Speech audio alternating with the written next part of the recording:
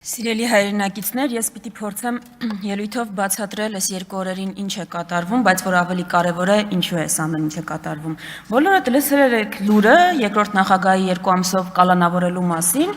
Այս ամեն ինչը մատուցվում է Նիկոլ Փաշինյանի կողմից նախընտրական խոստումները կատարելու սոուսով եւ արդեն քաղաքացիական պայմանագրի կողմից, որ քաղաքացու եկել է քաղաքացու վրեժի ժամանակը եւ իրենք են այդ վրեժի արդարադատության մարտիկները, որ այդ վրեժը պիտի լուծվեն։ Թույլ տվեք մի քիչ խոսենք այս մասին ու իսկապես հասկանանք ինչու է սա հենց հիմա կատարվում, ինչ կարիք կար այս ամենի։ Դուք ինչպես գիտեք, 8.5 տարիների ընթացքում Նիկոլ Փաշինյանը խնդիր չունի իր նախընտրական խոստումները չկատարելու հետ։ Ես կարող եմ իմ ժամանակը չի բավականացնի 10 րոպեն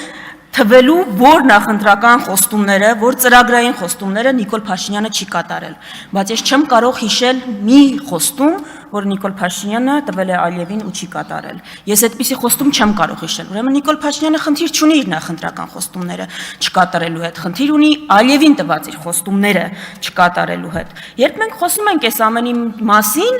իշխող ուժը ուզում է ասել, որ սա այստեղ ոչ մի գաղափարական բան չկա։ Ընդհանրապես ունեցվածքի եւ դիրքի պահպանության հարց է։ Ես շատ անկեղծ ուզում եմ մեր քաղաքացիների հետ խոսել այս մասին։ ՔՊԻ իշխանության ժամանակ որևէ ունեցվածք պահելու լավագույն ձևը ՔՊԻ հետ պայմանավորվել է եւ քաղաքականությամբ չզբաղվելն է, քաղաքականությամբ հեռու մնալը կամ իրենց հաջող քաղաքական գիծ վարելն է։ Նայեք իրենց կողքին գտնվող օրինակներին, ում հետ գուցե 2 տարի առաջ անհաշտ են եղել, դատել են, ուզում եք քրեական գործը փակվի, համագործակցի ՔՊԻ հետ, ուզում եք որևէ ոտնձգություն չլինի ձեր ունեցվածքի նկատմամբ, համագործակցի ՔՊԻ հետ, ասենք Խաչատուր Սուքեսյանի Սիլ Պլազան գնելու գնի հետ կապված ՔՊԻ մոտ երբեք հարցեր չեն առաջանա։ Ինչու՞։ Խաչատուր Սուքեսյանը իրենց թիմակիցն է։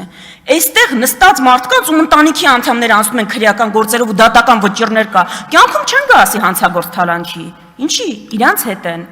Քաղաքական ընդդիմախոս ես, առանց դատավճռի, դատախազությունը պահանջ ներկայացրել, արդեն պիտակավորումները գնում են, ՀՄԿ ռեպորտաժները պատրաստվում է։ Ուրեմն, խնդիրը ընդամենը դուք ոչ թե չեք ներում ինչ որ հանցանք կամ բան, ՔՊ-ն իր ընդդիմադիրներին, ՔՊ-ն մեզ չի ներում իր հետ չպայմանավորվելը 8.5 տարի եւ իր դեմ պայքարելը։ Դա է խնդիրը։ Երկրորդ նախագահը խնդիր չեր ունենա, եթե իր ընտանիքի անդամները, եթե ՔՊ-ի հետ պայմանավորված լիներ։ Էսա ընդամենը կատարվում։ Հիմա այս ամեն ինչի մասին երբ որ խոսում ենք, մի հատ էլ ուրիշ բան կա, ասում է անցյալում էին քաղաքական հետապնդումները։ Հիմա քաղաքական հետապնդումներ չկա։ Վիլեն Գաբրիելյանը ասում է քաղաքական հետապնդումը մենակ է, երբ որ ԱԱԾ-ն գալիս է ասում է կամ քաղաքականությունից դուրս արի, կամ ընտանիքիդ կկորցնեմ։ Այսինքն կա ԵԽԽՎ ստանդարտ քաղաքական հետապնդման ու Վիլեն Գաբրիելյան ստանդարտ քաղաքական հետապնդման։ Այսինքն Վիլեն Գաբրիելյան ձեզ կացնահարել են։ Չէ, ակնհայտորեն չեն կացնահարել։ Ուրեմն եթե չեն կացնահարել, ձեր նկատմամբ որևէ քաղաքական իրավունք Հայաստանում չի բանար է խախտվել։ 100 տարի առաջ կացնահարում էին ընդդիմադիրներին։ Եթե հիմա չեն կացնահարում, ուրեմն խնդիր չկա։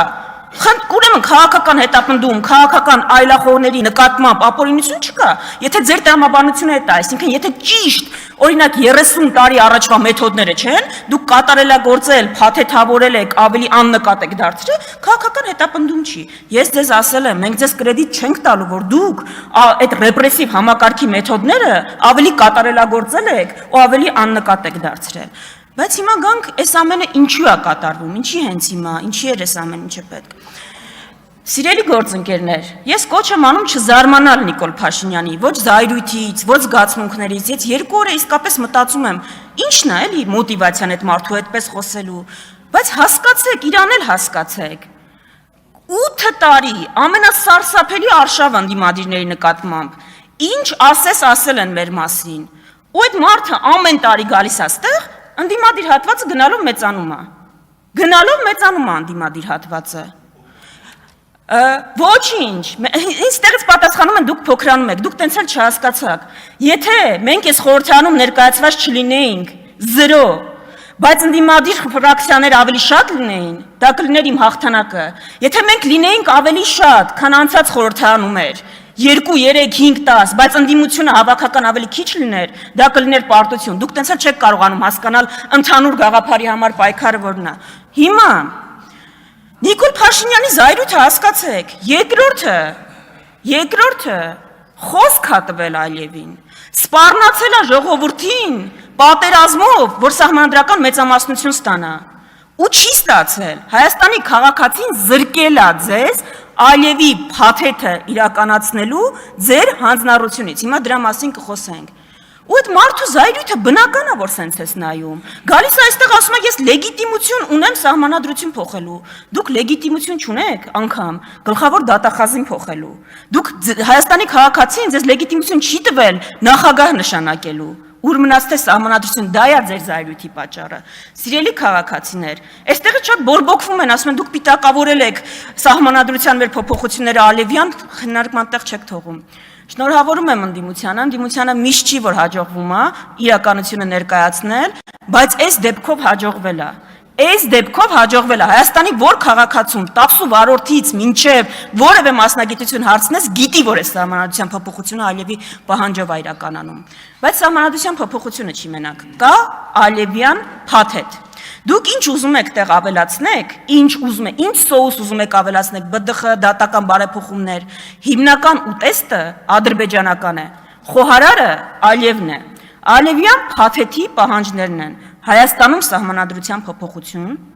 Հայաստանի տարածքային այնպիսի զիջումներ, որտեղ Հայաստանը հայտնվում է շրջափակման մեջ, եւ հայ առաքելական եկեղեցու այս գծի փոփոխություն, այս ամենը փաթեթն է Ալիևյան։ Ընդդիմության պարտավորությունը սրան դիմագրավելն է։ Հիմա դուք եթե լսեք արդարադատության նախարար Սրփուի Գալյանին, Նիկոլ Փաշինյանին, իրենք ճանապարհային քարտեզ են մշակել։ Ճնշումներով, ամեն հնարավոր ու անհնար ձևով, որովհետև քաղաքացին չի տվել իրենց գործիքը դա իրականացնելու, ընդդիմադիր падգամավորներին ստիպել կլինի, համոզել կլինի, որ գնան այդ ճանապարհով, որ խոչընդոտ չհանդիսանան, այսինքն ընդդիմությունը այս խորհրդանում ունի պատմական առաքելություն, պատի պես կանգնել Ալիևյան փաթեթի առջև, ինչ էլ դա ընդդիմությունից պահանջի, ու դա անելու ենք, Ես չգիտեմ դուք ինչ մեթոդների եք դիմելու, բայց ես հույս ունեմ, որ ընդդիմադիր յուրաքանչյուր падգամավոր այս պատասխանատվությունը պատմական գիտակցում է, ու դուք դա ընդհանրապես չեք ներում։ Ձեր զայրույթի պատճառը հիմքը էդ է, դուք ուրիշ խնդիր չունեք, ուրիշ հարց այստեղ չկա։ Հիմա ես կարծում եմ, որ երկու բան էլ մենք խնդիր ունենք ավելի լավ կոմունիկացնելու մեր հանրության հետ։ Գալիս են նեղացած երեխայի պես այստեղ ասում են, բա լավ էր, որ եկեղեցին վեհափառում էր հրաժարականներ պահանջում։ Լավ էր, կարելի էր, դուք չեք հասկանում, որ միայն դուք ունեք սահմանադրական կաշկանդում չմիջամտելու եկեղեցու ներքին գործերին, որևէ սահմանադրությանը ծանոթ չեք, հիմա ես գիտեմ, որ այս տրիգերային միտք է, բայց գրագիտության հետ կապված միտք է, եկեղեցու որևէ պաշտոնյա, եկեղեցին ինքը որևէ սահմանափակում դիրքորոշում արտահայտելու չունի, դուք ինչ եք ուզում, 1700 տարվա կառույցը դիրքորոշում չարտահայտի,